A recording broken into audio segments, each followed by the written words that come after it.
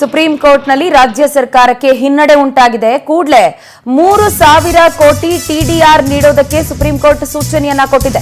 ಮಧ್ಯಂತರ ಆದೇಶವನ್ನ supreme court ಕೊಟ್ಟಿರುವ ಡೀಟೇಲ್ಸ್ ಲಭ್ಯ ಆಗ್ತಾ ಇದ್ದು, ಮೈಸೂರಿನ ರಾಜ ಮನೆತನಕ್ಕೆ ಟಿಡಿಆರ್ ನೀಡೋದಕ್ಕೆ ಸೂಚನೆಯನ್ನ ನೀಡಲಾಗಿದೆ.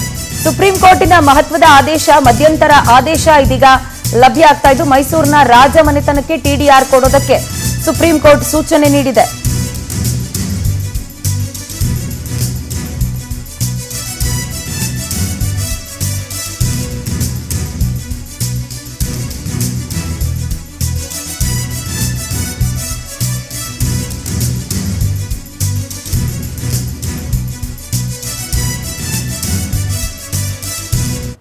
ಮೈಸೂರು ಅರಮನೆಯ ಜಮೀನು ವಿವಾದಕ್ಕೆ ಸಂಬಂಧಪಟ್ಟಂತೆ ರಾಜವಂಶಸ್ಥರಿಗೆ ಟಿಡಿಆರ್ ಕೊಡೋದಕ್ಕೆ ಸರ್ಕಾರಕ್ಕೆ ಸುಪ್ರೀಂ ಕೋರ್ಟ್ ಸೂಚನೆ ನೀಡಿರುವಂತಹ ಮಾಹಿತಿ ಇದೀಗ ಲಭ್ಯ ಆಗ್ತಾ ಇರೋದು ನಾವು ಗಮನಿಸಬಹುದಾಗಿದೆ. ರಸ್ತೆ ನಿರ್ಮಾಣಕ್ಕೆ ಮೈಸೂರು ಅರಮನೆಯ ಜಾಗವನ್ನ ಬಳಕೆ ಮಾಡಿಕೊಳ್ಳೋದಕ್ಕೆ ಕರ್ನಾಟಕ ಸರ್ಕಾರ ಏನು ಉದ್ದೇಶಿಸಿತ್ತು, ಇದಕ್ಕೆ ಸುಪ್ರೀಂ ಕೋರ್ಟ್ ಟಿಡಿಆರ್ ಪಾವತಿ ಮಾಡುವಂತೆ ಸೂಚನೆ ಕೊಟ್ಟಿದೆ.